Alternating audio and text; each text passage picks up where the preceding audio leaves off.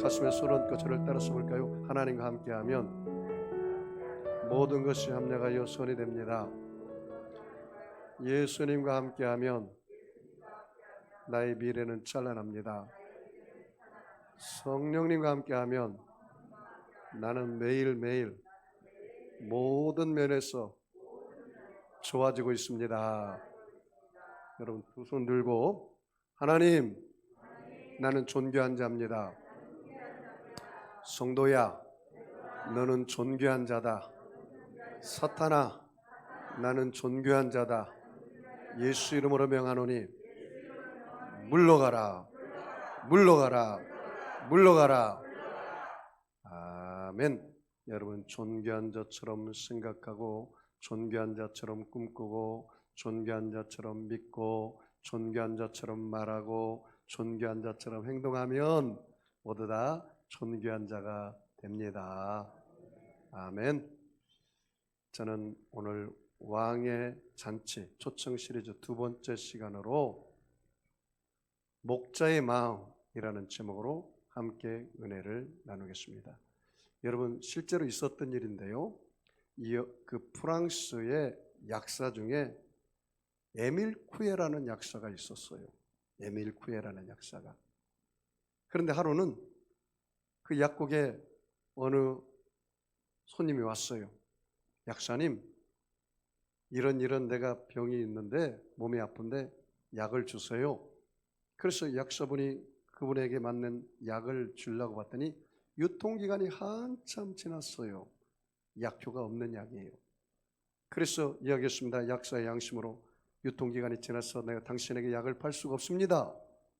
그랬더니 그 손님이 막무가내로 괜찮다고 달라고 그래서 그냥 줬습니다. 그리고 며칠이 지났습니다. 그 손님이 와서 하는 말이 약사님, 내가 그 약 먹고 싹 나았습니다. 깜짝 놀랐습니다. 그 약을 먹고 다 나았단 말이에요. 약효가 없는 약이 어떻게 당신을 치료할 수 있단 말입니까? 그랬더니 환자가 이렇게 말합니다. 나는 그 약을 먹으면 반드시 나을 줄로 믿었습니다. 여기 봐요, 여러분. 그 약 효과가 지난 약이에요. 그런데 그 약을 먹고 나갔단 말이죠. 이 에밀 쿠에가 충격을 받았어요. 그렇지 않겠어요? 약 효과가 그 약 효과의 기간이 지났는데 약을 먹고 나갔다고 손님이 왔으니 기절초풍할 건 아니에요. 그래서 에밀 쿠에가 시범을 해봤어요. 시험을 해봤어요. 어느 한 그룹은 그냥 약을 줬어요. 어느 한 그룹은 이 약을 먹으면 몸이 낫습니다 하고 잡수세요. 그랬어요. 그런데 한참 지나서 그냥 먹은 사람들 한 50%밖에 안 나왔는데 이 약을 먹으면 낫습니다 하고 먹은 사람은 90% 이상이 나와버렸어요. 그래서 이 에밀 쿠에라는 약사가 에밀 쿠에의 법칙을 발견했습니다. 뭐라고 했냐면 하루에 20알을 먹으세요. 어떻게 먹습니까? 약을 먹는 게 아니라 당신의 고백의 말을 먹었어요. 나는 매일 모든 면에서 나아지고 있다. 제가 이 글을 읽고 나서 내가 착안을 했어요. 나는 이렇게 이야기하겠다. 성령님이 나와 함께하면 나는 매일매일 모든 면에서 좋아지고 있다.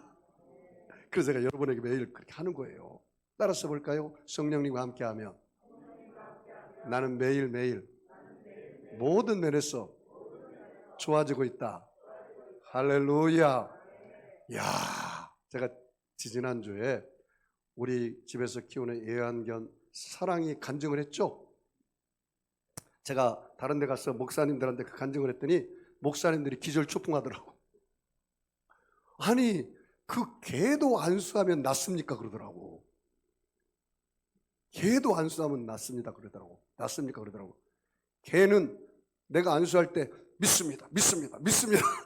이렇게 하지도 않잖아요. 그런데 중요한 것은 그 개가 나를 신뢰해. 뭐라고요? 신뢰하는 믿음, 의지하는 믿음, 순종하는 믿음. 그 개가 개에게 있단 말이에요. 제가 그래서 우리 사랑에 목이 있어서 병원에 수술 날짜가 잡혀서 제가 기도를 안고 기도했어요. 예수님의 보혈의 피를 우리 사랑이 잭네슬이거든요. 그 목에다가 예수님의 보혈의 피를 뿌립니다. 바릅니다. 붓습니다. 덮습니다. 예수님의 보혈로 우리 사랑이 혹은 깨끗하게 치료가 될지어다. 그렇게 명령하고 기도해 줬어요. 그리고 이제 수술 날짜가 잡혀서 동물 전문 병원에 가서 우리 사랑이를 수술하려고 엑스레이를 다 찍어봤더니 혹이 사라져버리고 말았어. 할렐루야. 여러분은 강아지보다 훨씬 낫죠? 여러분, 강아지는 그냥 동물이에요. 여러분, 우주 만물보다 가장 귀한 존재가 하나님의 모양과 형상으로 만든 저와 여러분이에요. 오늘 아픈 사람은 예수님의 십자가 보혈로 깨끗하게 고침받을지어다. 치료받을지어다. 제가 오늘 목자의 마음이라는 말씀을 묵상하면서 내가 예수 믿고 한평생 28년 이상 목회하면서 예수님의 마음, 목자의 마음을 언제 깊이 깨달은가를 한번 제가 곰곰이 기도하면서 생각해 봤어요. 그런데 사람이요, 잘 나갈 때, 좋을 때는 그 목자의 마음을 잘 몰라요. 응? 내가 물어볼게요. 여러분, 남자씨 여러분이요, 여러분이 엄마를 깊이 생각하고 엄마를 생각하면서 울 때가 언제 있어요? 응? 군대 갔을 때 엄마의 노래하면 다 울잖아요. 고생하니까 엄마의 마음을 아는 거라. 여자수 여러분들에게 물어보겠습니다. 여자수 여러분, 여성 성도 여러분, 여러분 엄마의 마음을 언제 가장 압니까? 결혼했어? 아기를 낳을 때. 사람이라는 게 망각의 동물이라 힘들고 어려고 고통당하면 엄마의 마음을 아는 거예요. 저도 목회하면서 제가 잘 나갈 때, 평안할 때는 예수님 마음을 잘 몰랐습니다. 제가 2008년에 미국 인디애나 주에 있는 그 인디애나폴리스라는 도시로 선교사로 파송받았습니다. 2008년입니다. 그때 나이가 제가 아주 새파란 나이였습니다. 42살이었습니다. 42살. 가서 목회를 하는데 거기는 그 이민자들의 그 삶이었습니다. 근데 여성분들이 미국 군인을 만나가지고 거기에 왔기 때문에 문화가 다르고 언어가 다르고 그리고 삶이 달라요. 조국을 등졌습니다. 가정을 등졌습니다. 부모 형제를 등지고 왔습니다. 그 미군 남자 한 사람 바라고 왔기 때문에 얼마나 외로운지 몰라요. 그리고 잘못해가지고 이혼한 가정도 있고요. 그러니 그들을 생각할 때마다 내가 마음이 그렇게 아프더라고요. 그래서 한 3년은 매일 새벽기도 때마다 울었어요. 그 성도들이 마음이 아파가지고. 왜? 저와 동일한 마음이 제 마음에 왔어요. 그래서 이민 목회가 그렇게 녹록지가 않아요. 많이 힘들었어요. 많이 외로웠고요. 그리고 이 목회하는데 너무 많은 그 힘든 과정이 내 마음속에 있었어요. 그리고 한 3년 지나서 제가 선교대회로 한국에 올 때가 되었습니다. 그런데 한국에 왔을 때 제가 삼각산에서 3년 동안 기도했던 자리가 있어요. 하루도 빠지지 않고. 거기에 올라가서 밤 9시에 올라가서 기도하기 시작했습니다. 그리고 새벽 2시까지 기도했습니다. 하나님, 내가 이민 목회 너무 힘들어요. 고달퍼요. 저에게 힘을 주시고 은혜를 주세요. 그런데도 주님이 아무 말씀 안 하세요. 그런데 새벽 2시 정도 되는데 그 엘리야에게 세미한 하나님 음성이 들린 것처럼 내 귀에 하나님의 음성이 들렸습니다. 사랑하는 종아, 내가 다 안다. 아니 그러시더라고요. 내가 다 안다 그러더라고요. 제가 그 말을 듣고 엉엉 울었습니다. 그래요 하나님, 다른 사람이 몰라줘도 하나님이 안다면 이 힘든 어려운 목회, 이미 목회를 내가 잘 견디겠습니다. 감사합니다. 그렇게 제가 기도를 했어요. 그런데 또 주님의 음성이 들려드렸죠. 저에게 사랑하는 종아, 내가 너를 사랑한다 그러더라고요. 내 아들 독자를 십자가에 피 흘려 주기까지 내가 너를 사랑한다 그러더라고요. 그런답니다. 한참 있을 때 주님이 저에게 또 뭐라고 말씀하냐면, 나는 너의 단점이나 너의 모난 모습 가지도 내가 너를 사랑하고 기뻐한다 그러더라고요. 내 모습 이대로 기뻐하신대. 부모가 자녀의 못난 부분을 봐도 기뻐한 것처럼 하나님이 나를 그냥 기뻐하신대. 조건 없이. 그리고 제가 기도를 다 끝나고 내려올 무렵에 주님이 저렇게 말씀하시더라고요. 사랑하는 종아, 내가 너를 인도하마. 내가 너를 인도하마. 제가 그 음성을 듣고 얼마나 감격하고 감사했는지 몰라요. 그리고 이미 목회 10년을 제가 그 말씀 붙잡고 무사히 이미 목회 10년 선교를 했습니다. 사랑하는 성도 여러분, 여러분이 힘들고 어렵고 고통당할 때 그때 목자의 음성이 들려질 것입니다. 목사님, 나 사업이 실패했어요. 친구도 떠나가고요. 부모 형제까지도 멀리 합디다. 나는 어떻게 하면 좋겠습니까? 친구 다 떠나도 일가친 척 다 멀리해도 하나님은 너를 버리지 않는다. 하나님은 너를 떠나지 않는다. 현재 고난은 장차 나타날 영광과 좋게 비교할 수 없고, 현재 고난이 유익이라. 내가 고난을 통해서 주의 법도와 율례를 배웠다.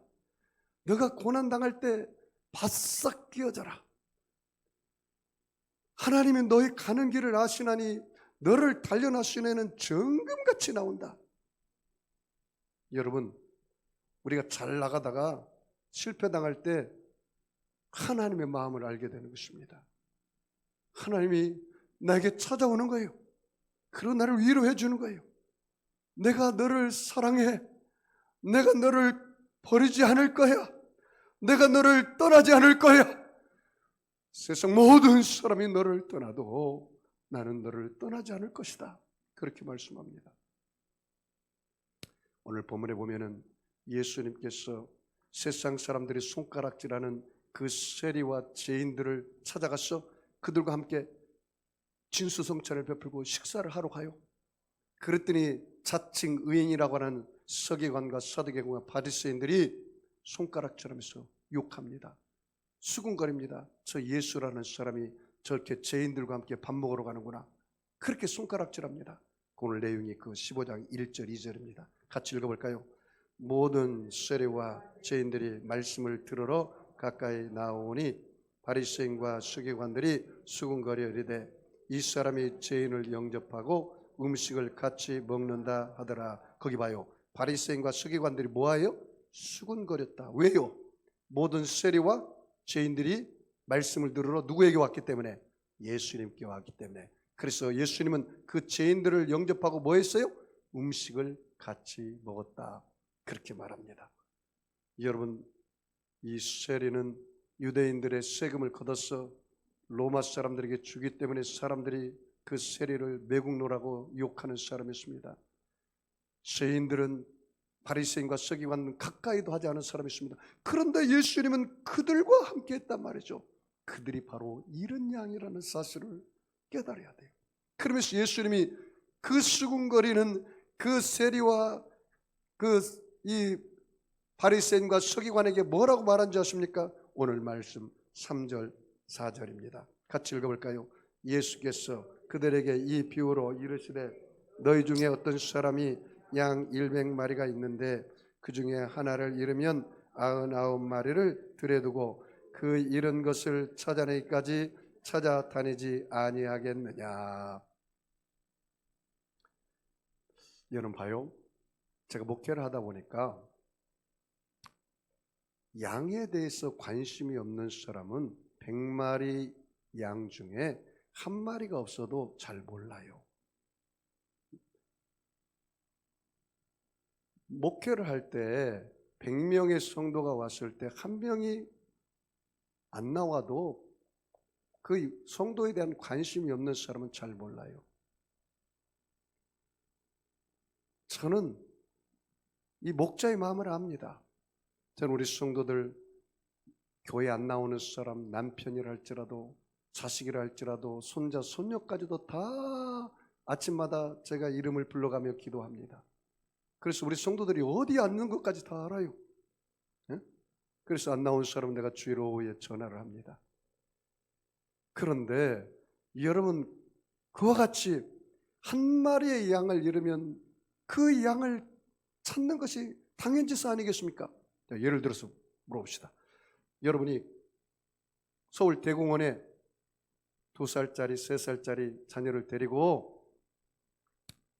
5월 5일 어린이날에 놀러 갔어요. 그런데 깜빡하다 보니까 아들을 잃어버렸어요. 어디로 갔는지 몰라요. 그러면 여러분 그 아들을 찾다가 못 찾으면 그냥 집으로 돌아옵니까? 아마 그런 부모는 없을 것입니다. 밤새도록 찾을 때까지 찾을 것입니다. 그것이 목자가 잃어버린 양에 대한 관심입니다. 관심이에요.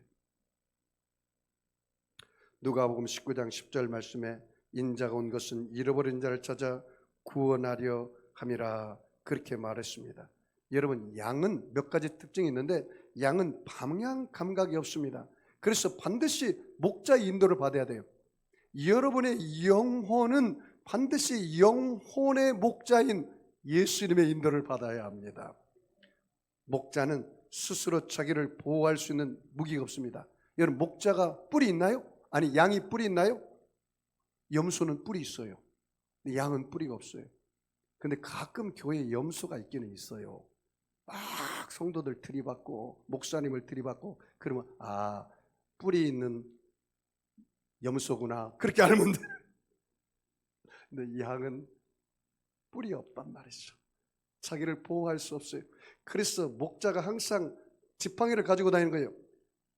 짐승이 다가오고 이리가 다가와서 양을 훔쳐가려면 목자가 내리쳐서 그 양을 지켜주는 거예요.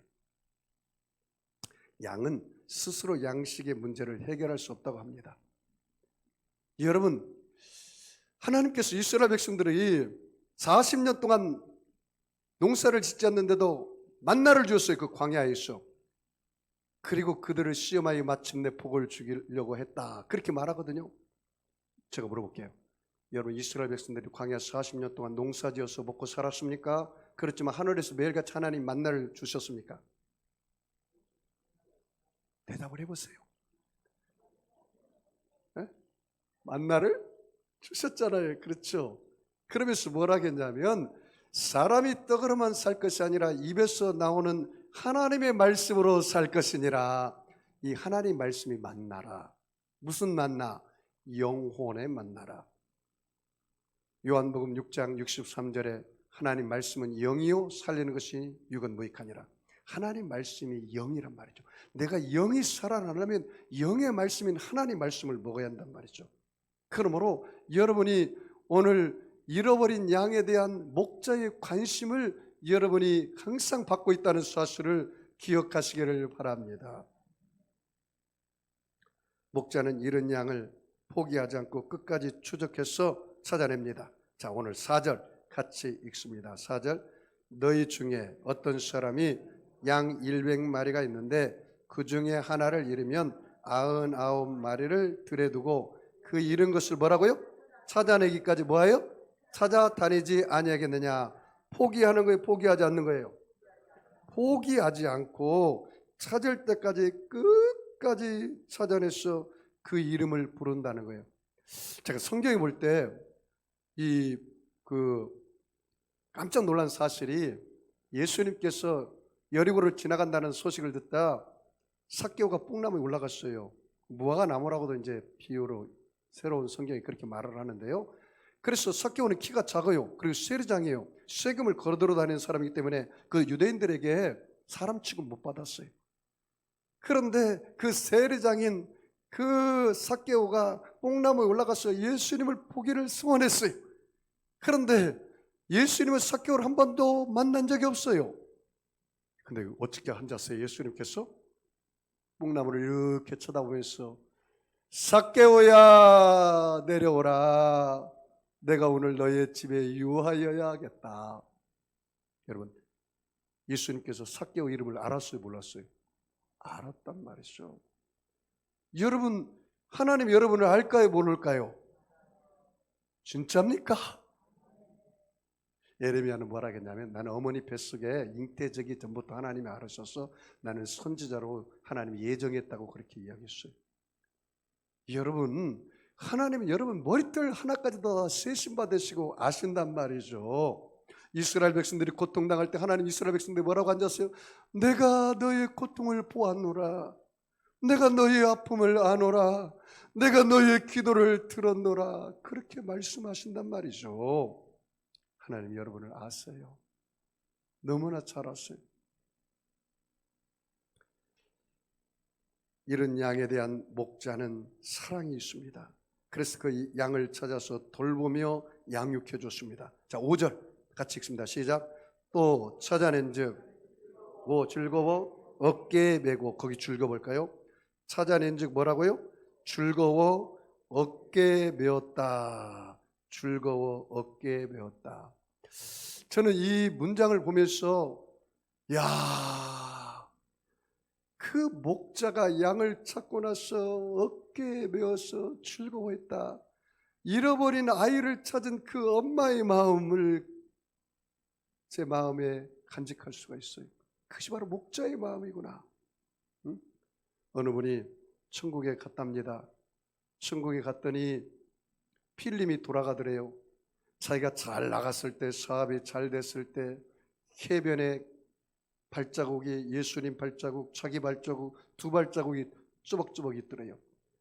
그런데 자기가 고통당할 때 사업이 실패하고 사람들이 배반하고 칼을 등에 꽂고 긁고 너무너무 힘들고 어려울 때 보니까 발자국이 한 발자국밖에 없어요. 그래서 예수님께 따졌답니다. 예수님, 내가 그렇게 힘들 때 어디 가셨어요? 나 혼자 내버려 두고. 그랬더니 예수님께서 사랑하는 아들아, 자세히 보아라. 그 발자국이 네 발자국이 아니고 내 발자국이니라. 그러면 나는 어디가 있습니까? 내가 너를 업고 갔느니라. 내가 너를 등에 태우고 무등을 태우고 갔느니라. 여러분, 어릴 때 자녀들, 여러분 동물원이나 어딘 놀러 갔을 때 아빠 힘들어, 다리 아파. 그럴 때 아빠 대신 여러분 자식을 어떻게 합니까? 무인정한 아빠는 엠마 그거 가지고 힘들다고 그래, 그냥 걸어가. 그런 아버지도 있을 수 있어요. 나는 그렇게 안 합니다. 내 아들을 가마를 태웠어. 제가 힘들지만 그 아이를 데리고 가는 것입니다. 그게 목자의 마음이요. 그게 목자의 마음이요.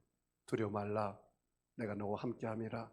놀라지 말아라. 나는 내 하나님의 됨이니라. 내가 너를 굳세게 하리라. 참으로 내가 너를 도와주리라.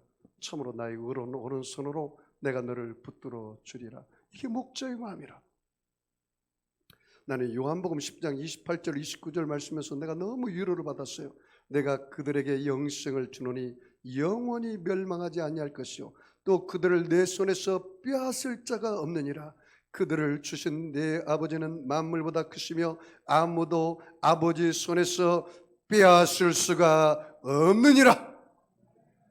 사랑하는 성도 여러분, 하나님의 손에서 어느 누구도 저와 여러분을 빼앗을 수가 없어요. 만약에 어떤 사람이 내 손에서 내 아들, 딸을 데려가려고 하면 내가 가만히 있겠습니까?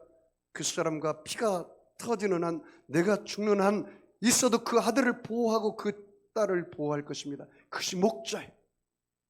로마서 8장에 뭐라 하는지 아세요? 환난이나 기근이나 적신이나 위험이나 칼이라 하나님의 사랑에서 너를 끊을 적 없도다. 하나님의 사랑이 넉넉히 너희가 세상을 이길 수 있도록 도와줄 것이다. 그렇게 말씀하셨어요. 할렐루야.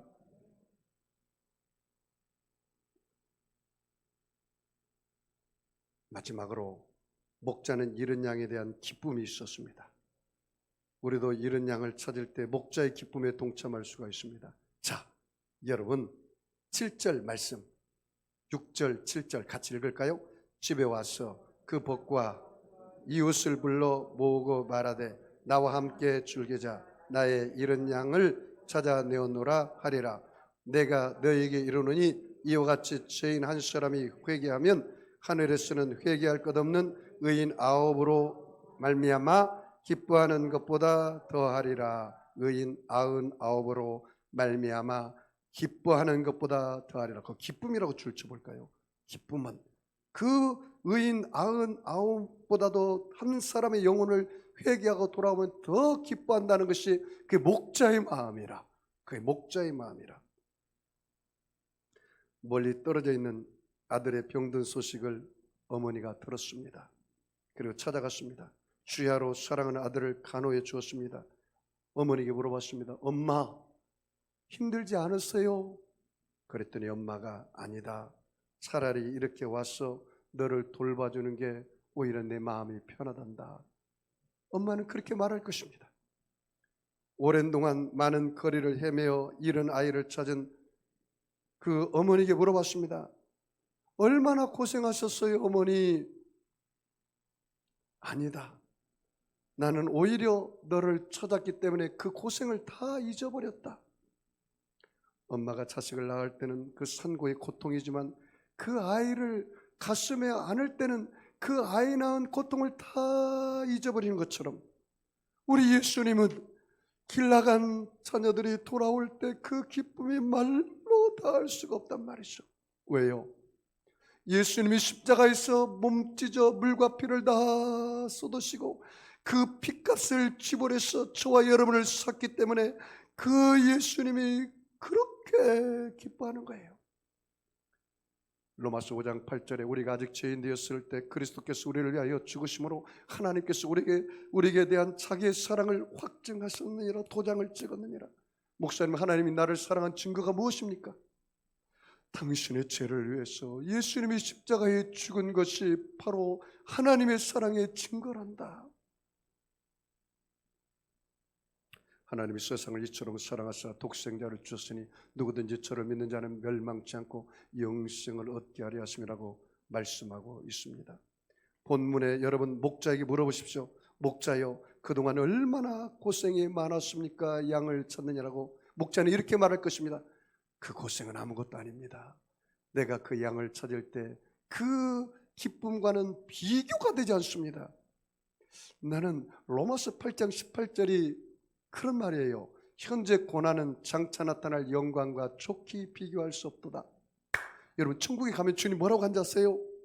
아들아, 딸아, 너 그렇게 힘들 때 잘 참았다. 그 고난을 잘 견뎠다. 이 천국에서 나와 함께 이 기쁨을 누리자꾸나. 잘 참았다. 그 고난에 비하면 이 천국에 누리는 기쁨이 크지. 그렇게 말할 거예요. 말로 다 할 수 없이 큽니다. 십자가에 달리신 예수님에게 여러분 물어보십시오. 예수님 얼마나 고통스러웠습니까? 예수님께서 말합니다. 물론 고통스러웠죠. 그러나 이것은 기쁜 일이므로 즐거운 일이기도 합니다. 라고 바로 예수님이 우리에게 말씀할 것입니다. 여러분, 결론을 말씀드리겠습니다. 사랑하는 성도 여러분, 예수 믿는 것은 의식과 형식이 아닙니다. 여러분이 하나님이 자녀가 되신 것을 믿으시면 아멘 하겠습니다. 여러분 믿으시죠?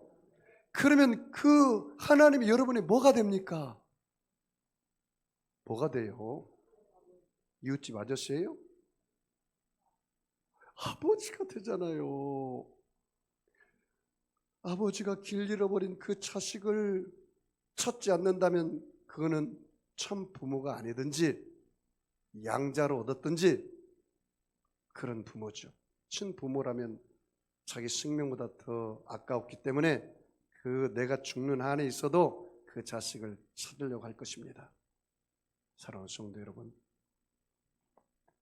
오늘 목자의 마음을 깨달으십시오. 하나님이 여러분을 얼마나 기뻐하신지 아세요? 하나님 여러분 얼마나 사랑하신지 아세요?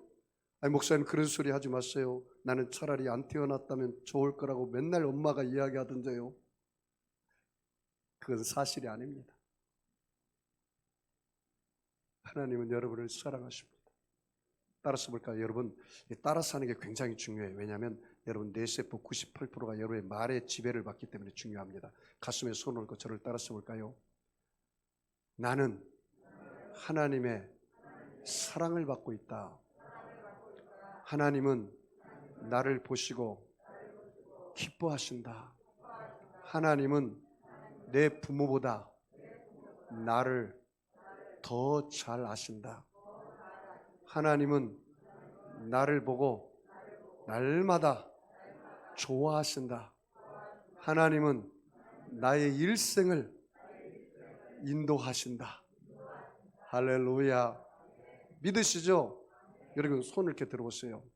하나님, 천국 갈 때까지 주님 떠나지 않고 주님 품 안에서 살다가 부끄럽지 않는 모습으로 천국에서 주님 만나겠습니다. 저를 지켜주시고 저를 보호해 주세요. 주님이 나의 인생의 주인이십니다. 나는 주님 뜻 안에서 주의 기쁨 되며 살겠습니다. 기도하겠습니다. 여러분 아픈 사람 아픈 자리에 손 얹으시고 마음에 소원 있는 사람은 가슴에 손 얹으시기 바랍니다. 전능하신 아버지 하나님, 어디서 왔다가 어디로 가는지 못하고 방황하며 지낼 때가 많았습니다.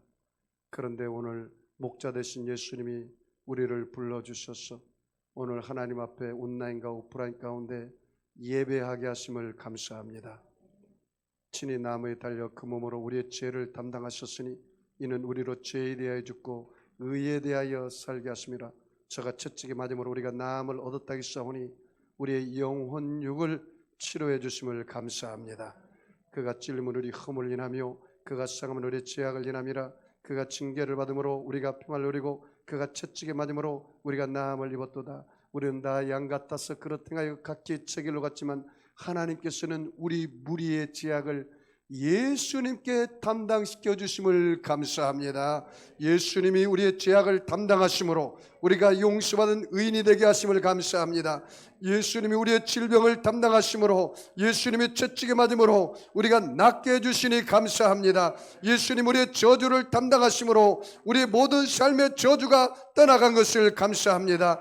오늘 이 시간 내가 나사렛 예수님의 하노니 악하고 더러운 병마야 각 사람 몸에서 묶음을 받고 떠나갈지어다. 병만은 물러갈지어다. 악의 세력은 빠져나갈지어다.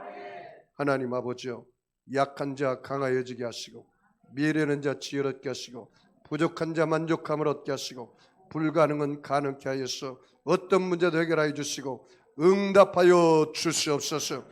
예수님은 우리의 목자가 되셨습니다. 예수님은 나를 위해서 십자가에 죽으시고 값을 치르고 영원히 지옥 갈 백성을 사서 하나님 자녀 삼아 주신 걸 감사합니다. 천국 갈 때까지 주님 품 안에서 살게 하여 주시옵소서.